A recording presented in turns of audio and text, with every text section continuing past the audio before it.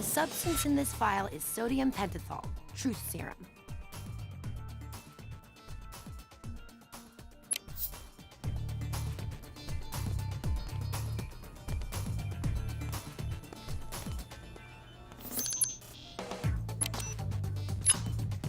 Fingerprints can tell a lot of stories. These are going to tell us who our killer is.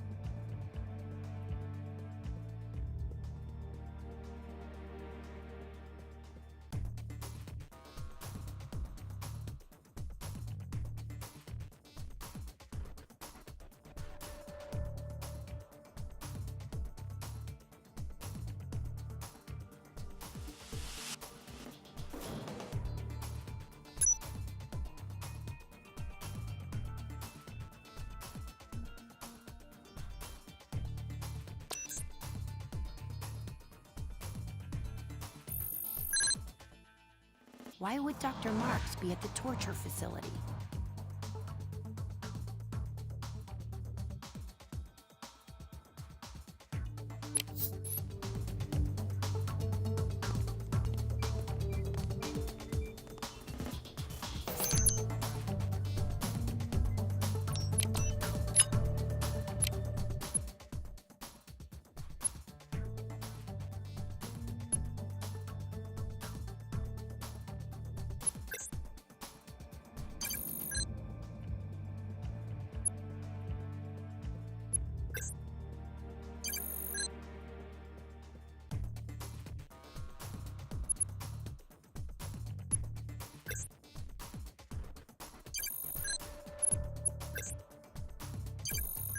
The substance in this vial is succinylcholine, a highly toxic poison.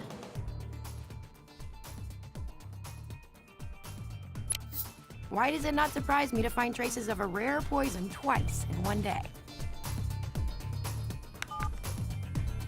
Gibbs, I found the same rare poison that killed Captain Husker in one of the vials from the torture facility. Those two are a long way apart.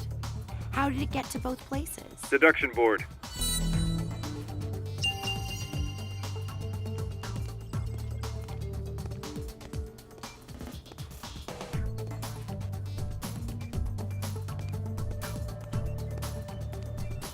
Let's see what we can find. What does that mean, Abs?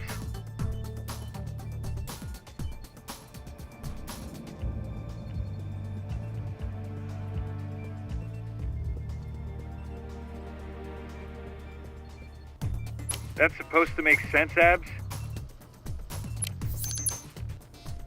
Why don't you explain it to me, Abs? In English, Abs.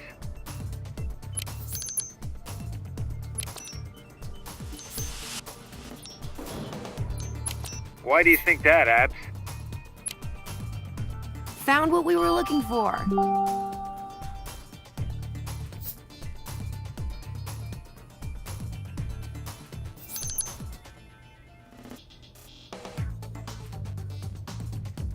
So now it's clear. Husker was torturing people for information, and Dr. Marks was somehow involved. Then something went wrong between the two of them, and she poisoned him. Worried she'd get caught, she tried to frame the acting CO, Commander Pramus. He's probably long gone by now. McGee, need to find the doctor. I'm already on it. McGee? How long have you been on the line? I'm always on the line.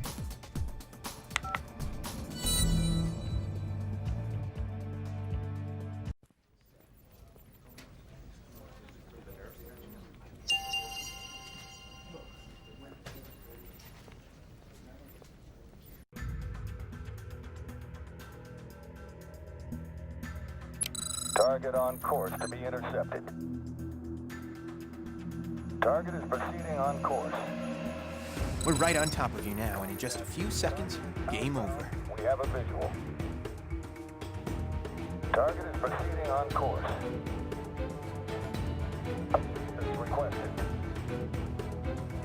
Target on course to be intercepted. We're right on top of you now, and in just a few moments you'll be caught. 09er, Bravo 9er. Target is proceeding on course. Target headed east, heading 09er, Bravo 9er. Assistance requested. Target headed east, heading 09er, Bravo 9er. Copy that. Target outbound. We have a mission. We got her, boss. The base guards are bringing her to you. Got it.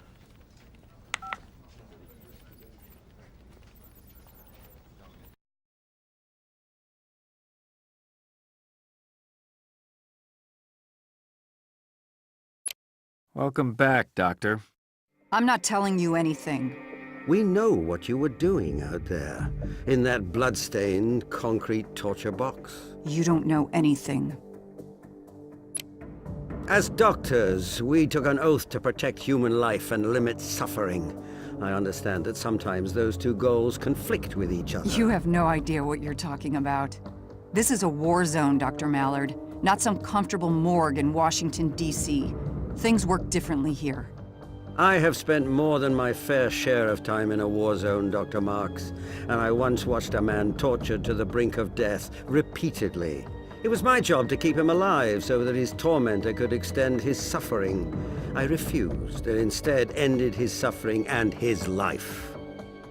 Much as I suspect you did for the victims out at that dreadful facility. You have your facts wrong. Why don't you correct me then? I am a doctor. I save lives and end suffering. End of story. You were torturing people at that warehouse. No, never. That's not good enough. I would never intentionally inflict suffering on another human being. I'm not a torturer, Agent Gibbs.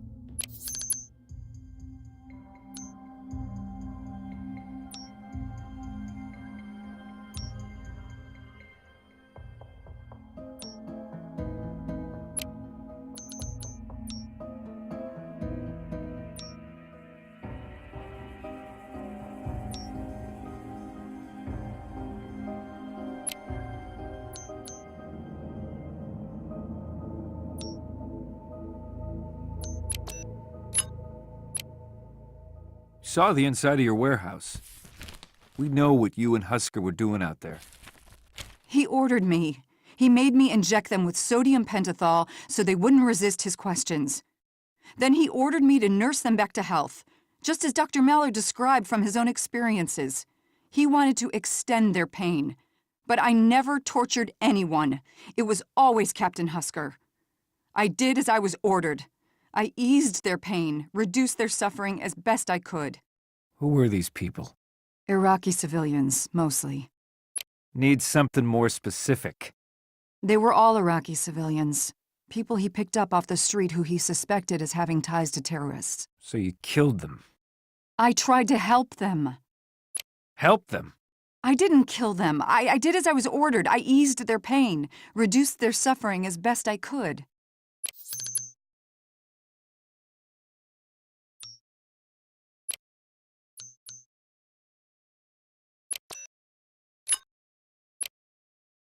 We also found the succinylcholine. No, it's not something... He was inflicting terrible, unspeakable things. I couldn't let him keep doing that. Not to anyone. So I injected the succinylcholine instead of the sodium pentothal. But he found out. Yeah, he did. So you killed him, too?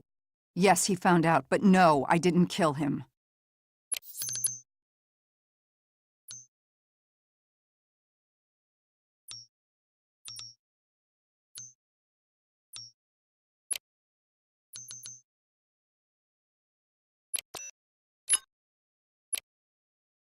Your autopsy proved that the commander was killed by a lethal injection of succinylcholine. You injected him. And as he was dying, you hit him over the head to finish him off. It wasn't like that. When he found out, he threatened me. Asked me if I wanted to trade places with one of the victims. I was scared. He came at me. I already had a syringe, so I injected him, but he was strong. He fought back.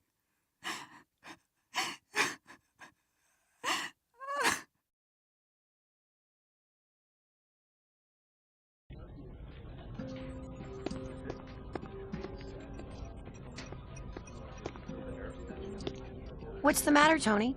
Oh, caffeine crash. I don't know how the Gibbs man does it, but if coffee is his secret weapon, count me out.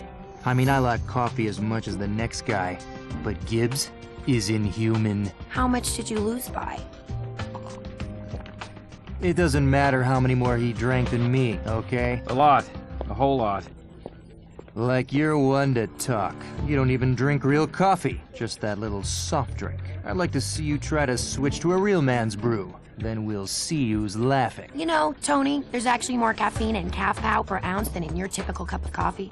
In fact, even with the latest coffee brewing technology, there is no way, either physical or chemical, to squeeze that much caffeine out of a coffee bean. You'd have to artificially add caffeine to reach the same levels, and that's not even counting the ginseng, vitamin B, and other stimulants in Calf Pow.